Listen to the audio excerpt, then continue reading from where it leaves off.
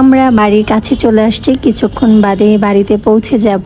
বাড়ি যেতে কার না ভালো লাগে বলেন তো? আমার তো বাড়ি যাওয়ার কথা শুনলেই ভীষণ ভালো লাগে। Hello everyone, welcome to my another blog. আমার আরেকটি নিউ ব্লগে আপনাদের সবাইকে স্বাগত। কেমন আছেন সবাই? আশা করছি সবাই ভীষণ ভালো আছেন। আর আমি তো অনেক বেশি হ্যাপি, আজকে বাড়ি যাচ্ছি সেই জন্য।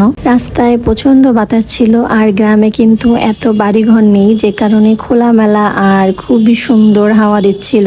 যাই হোক, অবশেষে আমরা বাড়ি চলে আসছি।